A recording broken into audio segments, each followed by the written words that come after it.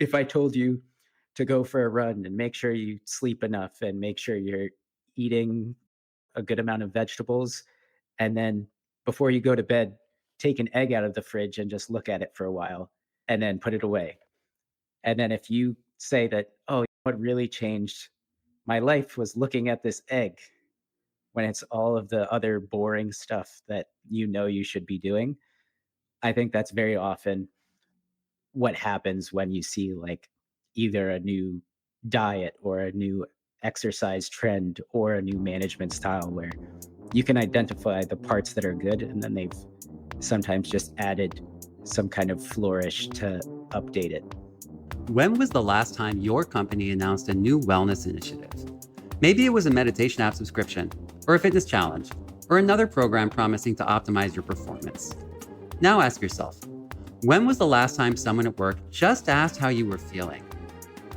I'm Ben Jackson, and this is Workface, a podcast where people finally tell the truth about work. Our guest today is Ashwin Rodrigues, a freelance writer whose work has been featured in Defector, GQ, The New York Times, Vice, and Wired, among others. After leaving a career in tech and becoming obsessed with self-improvement, Ashwin began reporting on fitness and wellness culture. His recent piece in the New York Times, titled, "I Refuse to Cede My Love of Fitness to the Far Right," explores how the space has become politicized while arguing for a moderate approach to health, one that doesn't require extreme ideology or complete devotion to wellness culture. Ashwin Rodrigues, welcome to the show. Thanks for having me, Ben. It's really great to have you here. I'll note for the listeners, Ashwin's a personal friend. I'm a big fan of his work, and I'm really, really excited to have him on the show today. Before we start, what should our listeners know about you? It depends what they're interested in. I've spent a good amount of time working in tech. I've worked in music and comedy coverage, and I've covered health and wellness. So I'm sure there's one reason or another that we could discuss or argue about anything. Are there any highlights that you want to share, think might be especially interesting to people who care about workplace culture? Well, I think in terms of my background, what has given me some unique experience is I had always been interested in writing, but I first worked in tech because I was discouraged into going into journalism right out of high school, just because of how the job market was and prospects and things like that. But because of my time working in tech before I transitioned into writing, I was pretty immersed in that world. So I'm very familiar with, the office politics of both large tech corporations and more scrappy startups. So I have a lot of empathy for a lot of different workplace cultures and what tends to be lacking in those spaces. So, what do you remember about the first time you felt insecure in the workplace? One of the first times was literally out of college. I was lucky enough to secure a job while I was still in my like junior year of college. I had interned at a large company and got an offer for when I graduated. It was a large tech company, and I worked in marketing for cloud computing services. And, a side note there is that the person who offered me a job said he gave me this very profound talk about how if I didn't want to work in tech, to get out sooner rather than later because it will become more and more difficult to leave. And he talked about, when I have kids, and I wasn't even you know, dating anyone at the time, but gave me this long, profound talk about, what happens down the road. But, so I go to this company right out of school, and I'm one of the youngest people on my team by a large margin. And obviously, working in tech, that has some advantages where they expect and assume that you have some technical know how and expertise. But also, if you haven't worked in a workplace before, or if you're younger than people, then you're kind of always feeling like you have to prove yourself, or at least I was. What's the first moment at that job where you really felt that you had to prove yourself? And who did you feel like you had to prove yourself to? We were working towards launching something, and it required everybody to work more hours than usual at an already grueling pace we were working at. Like, I remember there was one week that I put in like 90 plus hours for this launch. And it was one of those times that I'm the youngest person on the team and people are asking me to do things, probably because I'm the youngest person on the team. And I knew that it was between me doing it and it not getting done and feeling like I had to prove, you can almost see in advance, like if you fail this, then that's something that comes up either in a review or, just something people on the team remember happens. So, did you deliver after working all those 90-hour weeks? Yes, it was only 1 or 2, but I found it very funny that my I was acknowledged for my hard work, and I wasn't anomalous. I wasn't completely anomalous. I remember there was one day where I startled someone almost to death because I was walking into the bathroom when they were walking out, and it was 11 o'clock at night in the office, but I was commended for my work with, like, a $20 gift card to Amazon. What was the mood like on the team during those moments when you were working 90-hour weeks? In general, it was a very high pressure environment where people were constantly thinking about what projects get visibility. So, it looks good for management for when you're up for review, or so and so sent this email. So let's reprioritize. It's just kind of a grueling pace, typical of or not typical of a large company, but maybe typical of a high growth company, kind of the worst of both worlds, where there was like some bureaucracy, but also expected to deliver at the pace of a startup. But my team, which if I recall was like 8 people, it was a lot of bouts of like rapid and hectic work. And then there would be some kind of, ostensible release where we would like have a lunch together or, do some kind of non work trauma bonding activity. Have a little melon party like in Severance? Exactly. How did that high pressure environment affect the way that you communicated with your peers? I had to be realistic about where I was in the organization, where sometimes I could, just through the experience of working with certain people, trying to triage what was an actual emergency versus this person is overworked and they're treating everything like an emergency. So I tried to, one of my skills was communication, both, interpersonally and written more so. And like to put it into concrete terms, one of my jobs was like prioritizing design work where I would have to work with the designers who don't want to interact with like the marketing and business folks at all.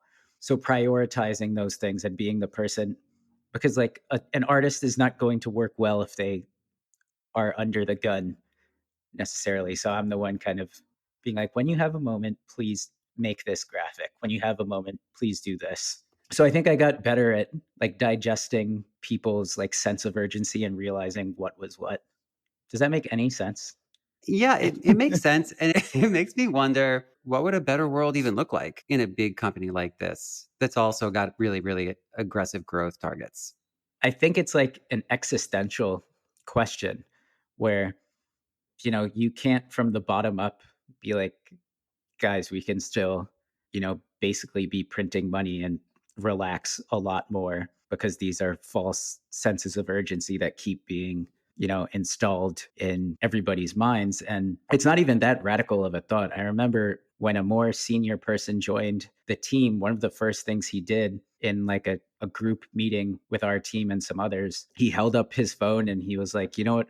None of us are working on the cure for cancer. So, come in, do your job and leave, and then come back tomorrow and do it. And he was going very much against the culture of like, it's kind of cliche at this point, but valorizing the email sent at 2 in the morning and all of that nonsense. But I don't know how it structurally changes because like that guy was an anomaly. He didn't change the culture. He was just like, if you were lucky enough to work under him, you had a better and healthier expectation of, separation of work and life. But I think in general, what that takes is like a top down kind of thinking that way. But if it's worked, quote unquote, worked in the past, I find it difficult that they would want to make that change. How did things work out for that leader and their team? In terms of outcomes, I couldn't say, but he was, well liked in the organization and he delivered on, what he was supposed to be doing. What are some of the other memories that stick out to you from your time in tech? The first one is always this false sense of urgency. And I think you'd realize it when you go out and you meet friends who work somewhere else and you explain what you're so stressed about. They'll be like, it sounds like you just have to send an email to a few thousand people. And you're like, yeah, I guess that is basically it. I think you can become so siloed in what you're doing, which has pros and cons, but you lose your sense of perspective sometimes of what's actually important in terms of the earth. But like on a positive side, it was cool and interesting that you got all of these people who did not have necessarily tech backgrounds. Like my background was like business, marketing, and psych. And then there were people with a master's in public health or engineering or electrical, which I, after leaving, found that was like not typical of most spaces, but that is pretty typical of larger tech companies. I don't know how much that's the case now. What was the thing that surprised you most going in? And maybe what was also the thing that surprised you most when you left? Going in, I was lucky to have an experience where my college offered a co-op program. So I had worked for this company full time in their office for 6 months while I was in college. So I got a good test drive of what the office experience would be like. But again, I think having this as my first job out of college it set a great baseline for future companies in terms of the pace that I was used to and the quality of output that I was expected to deliver and the workload that you were expected to take on. So I think that was the thing that, coming out of tech, realizing that there wasn't necessarily a grueling pace as the standard across all industries, was a very happy discovery to make after exiting. How would you rate your mental health when you were in tech? And how would you rate it now that you're out? When I was in tech, it was definitely more variable. When I was fresh out of school, I had the perspective and gratitude of having a job coming out of school, not having to worry about it too much to search for one, and then able to fly back home to see my family whenever I needed to on the weekend. Or my bottom tier of in the hierarchy of needs was very much taken care of. But the thing that made it tough mental health wise is when you come to the realization pretty quickly that I didn't really want my job or to progress to a level that I get my boss's job or my boss's job, etc. Then you realize you're like, okay, in addition to this workload, I have to put together a plan, which is a full-time job in and of itself. Things were rough when I came to that realization, which was like, I'd say a few months in. But coming out of it, obviously there's been some financial downside to doing so, but the mental upside of doing something that I care about and seem to be pretty good at has been like fulfilling in a way that I find to be worth it. What was the biggest challenge that you had when you first joined? I think, and this was probably more internal than external, but, and not to sound cliche, but like proving that I was supposed to be there, in the sense that it was a very selective company. And I was, again, like the youngest person on my team, and fighting that feeling of like, okay, I have to prove that I know about this. And especially in like cloud computing, which is a relatively technical space.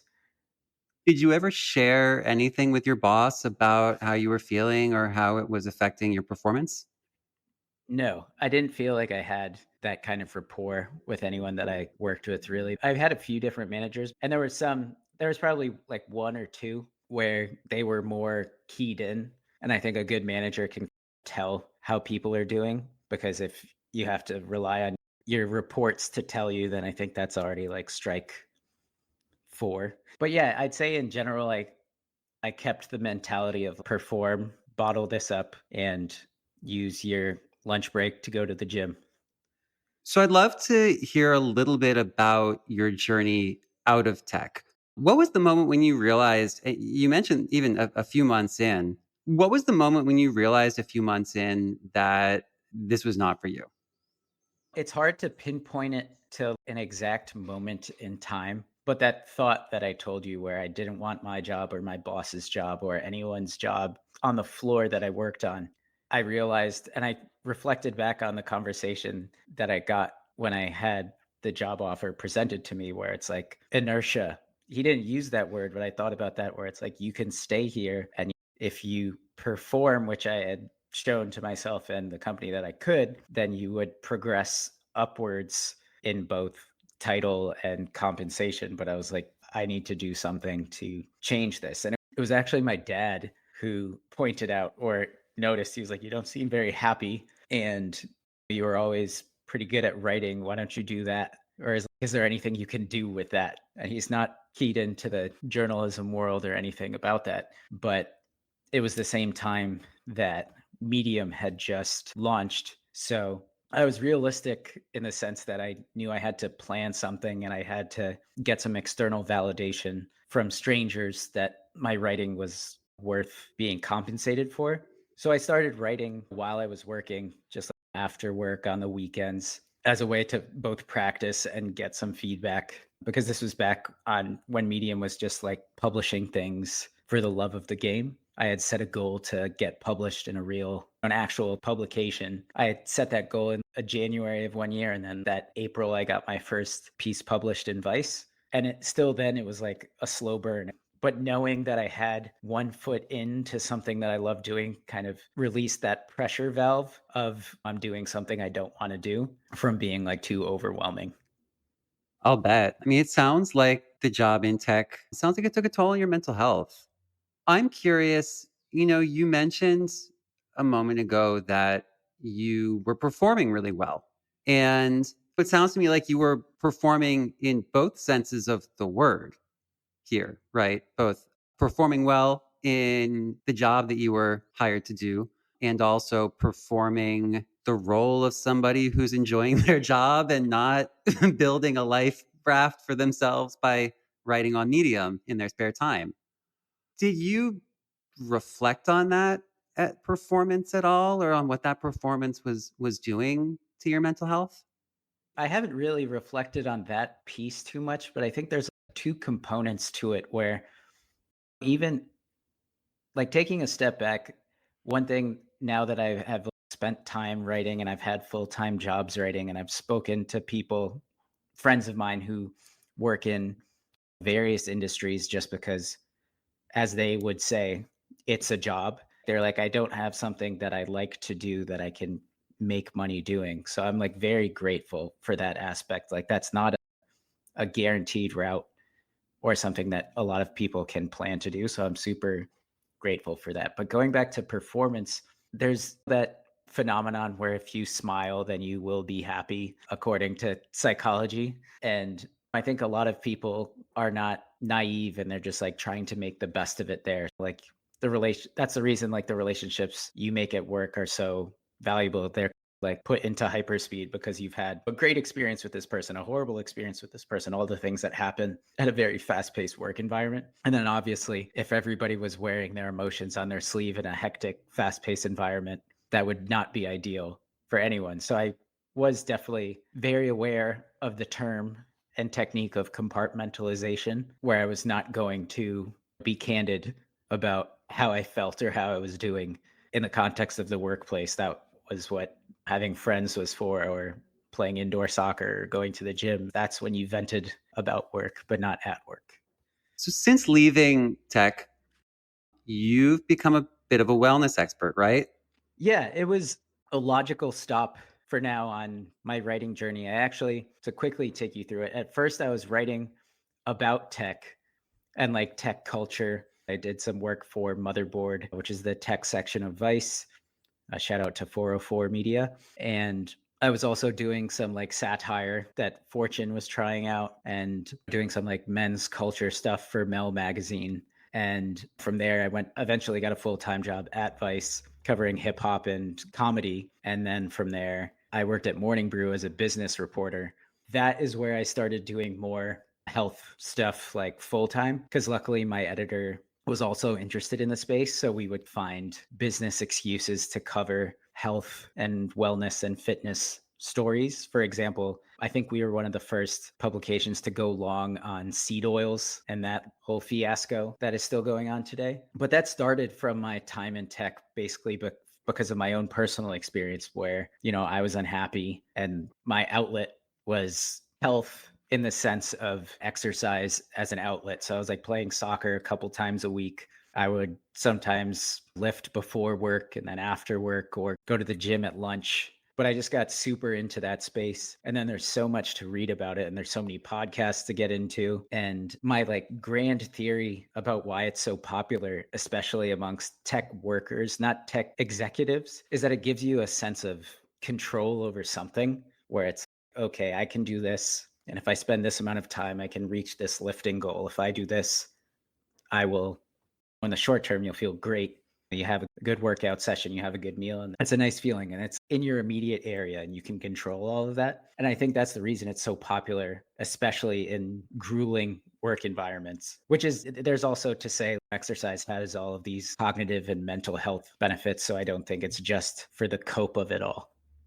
So, what do you think is motivating the founders and executives that might be different from the rank and file? I mean, they're into longevity, self improvement, self optimization stuff too, right? The way that I think about it, and the way that it's covered with, just Google Brian Johnson, depending on how you spell it, you'll find the Liver King, or you'll find the tech CEO who's trying to become an 18-year-old boy. And the way I think about the CEOs and all these guys who are doing the very experimental, wacky stuff, it's like at a car show, they show you a concept car that has all these features that will never make it to the base model that you will be able to buy in 5 years. And that's how I think about a lot of this stuff, where they're trying things that, some of it won't pan out. Some of it is already debunked. Some of it might be, but it'll be prohibitively expensive to the average person.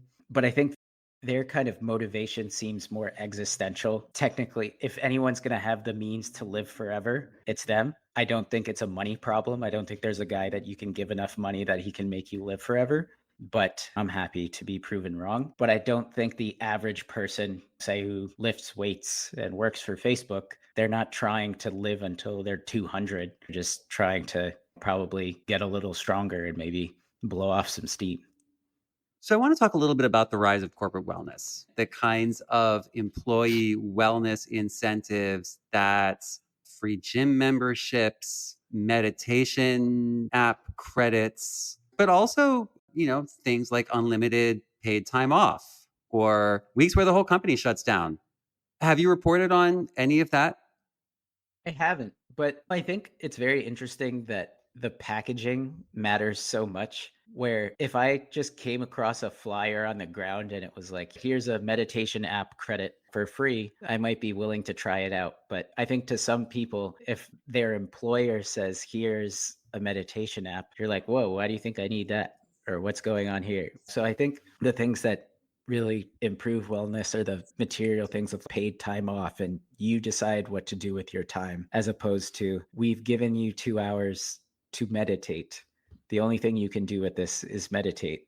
And they're like, my form of meditation is like going for a run. What do you have for that? And then they're like, okay, well, we can offer this credit or we can offer that. So I think it comes down to having options that are the most broad, but like the most accessible, which is PTO. What's striking to me about what you're describing is that it requires granting employees a level of freedom Yeah. and choice that is really in tension with scale and efficiency and optimization. It's really hard to, let's say, secure a bunch of discounts for employees if you are accommodating all of the different things that anybody might want to do. And of course, it's easier to just give everybody a debit card and say, go spend it on whatever you want. But that then requires giving people the freedom to make those choices. Yeah, and I think that reminds me, I've heard of places that basically do that, because obviously you can't, or maybe it can be all PTO, but it's not. But other options that places offer is like a wellness stipend, where you can buy stuff up to a certain amount, which it could be a yoga class or a piece of equipment or whatever it is, as long as it fits under this large umbrella of what they cover. So then that way there is a sense of, please do put this money towards something that is generally good, but we're not going to tell you what it is. Because I'm sure you've seen too, where when companies offer those perks where it's a whole marketplace of managed deals that they've made. And my first thought is like, how much did you pay for this platform when A, most people aren't going to use it, and B, if you just gave the money directly to your employees, you could probably achieve some cost efficiencies. I find it very interesting to see the parallels between, I mean, I guess this sounds a lot to me like government aid. Do we give people direct cash aid? Do we just raise everyone's salaries by $1,000 and allow them to go spend the money on whatever makes them well? Or do we give everyone $1,000 wellness stipends so that we're certain that they're not spending that money on things that might make them unwell? I think cynically, you can say that putting it in a wellness bucket allows them to say they spent X amount of money on wellness, even if the alternative is more effective. I don't know if it's a happy medium, but it's somewhere in between forcing someone to go to yoga class and just adding money to their salary. But I think in general, and I wouldn't like it's an apt comparison. Tech people are very fine for the most part, but conditioning funds, the more layers of complexity you add to it, then the more cumbersome it is to have it effectively be used. So I want to talk a little bit about your article for the Times. What drove you to write it? And the timing right after the election. What drove it? So the timing was coincidental. The piece was actually in edits when Trump won the election, which I did not lock into DraftKings, I have to say. It was something where, regardless of who won, these kind of more fringy ideas, and to zoom out, it was a piece about the wellness space, particularly for men in podcasting, often can veer into what is to me like unpalatable politics or far right fringy stuff. I was trying to make the point that you can be interested in somewhat fringy ideas in terms of health and wellness, but you should also be aware that is what they are. And I made the parallel to treating it like reality TV, where you're listening to it mostly for entertainment. You shouldn't be taking action on most of what you're hearing, and you absolutely should not be recommending it to other people. And I think there's a very unvocal minority because I got a lot of good feedback where people say that they listen to a bunch of these wellness podcasts, but they don't tell anyone about it. They don't really do anything about it. They're not doing anything crazy with their diet or exercise regimens. And the original headline, if you like search in the archive, is wellness should be just a hobby. And it was basically to encourage people to take a beat because these podcasts have become incredibly popular. And there are some people who are probably hearing like Andrew Huberman's voice more than they hear their spouses, like depending on how much they listen. And obviously that's going to have some kind of effect. So it was a point to be like, you can enjoy it, but try and keep an arm's distance before you buy into everything. I mean, to use a term that's unfortunately become very popular recently, I mean, it's kayfabe, right? It's professional wrestling. People watching professional wrestling, they know it's fake. They're watching it for entertainment. How do you think that kind of entertainment, that the consumption of this kind of wellness entertainment, what kind of impact does it have on the listeners? I think there's this idea, many of them, they're so well produced, they sound good, they're calming. And the way that I think about it is not kayfabe, but it's like education lorem ipsum, where it's playing and it's very pleasant. You're listening to it in the background, and you can make a very solid argument where, even if I don't pick up everything, maybe I will learn something about something by having this on. So I think one of the ways when I was discussing the piece with my editor was this idea of like information FOMO, where I might miss out on something if I don't consume all of this content at a regular clip. And I think to be able to hover above the space or dip in and out, depending on when it's interesting to you, requires a lot of discretion for the listener. It's fascinating hearing you describe this and the parallels that I'm hearing with a lot of management and leadership advice and casts and books. There's a ton of content out there for how to be a great founder, how to be an effective leader. Yeah, and it's funny because it seems that the founders that do well and cultivate a place where people want to work, their Instagram reels is just having a company where employees are talking to their friends and people. Like it just gets out through the network. That's a good place to work. They probably aren't cutting reels to be like, this is what you do to have a killer team and etc. Because that has become such a genre that there's a new genre of like people satirizing that specifically. I think a lot of founders are very keen to do their own research. There is a contrarian streak in, I don't know, the mythology of the founder, right? And I wonder what the fascination with wellness and self optimization culture in tech, I guess, I wonder what kinds of implications that do your own research attitude has for how these leaders build the cultures in their companies. I see Myers Briggs and disc assessments. I see all kinds of management fads, the manager readmes that made the rounds a few years ago, all of these things, that are really well marketed, great stories, and many of which, I mean, I'm thinking especially of Myers Briggs, which has been pilloried by the scientific establishments over decades, that just don't hold up to critical scrutiny. And I think that's what we're really talking about here, right? It's critical scrutiny, and the listeners or the viewers or the readers' ability to actually examine the claims being made and the evidence being made to support them.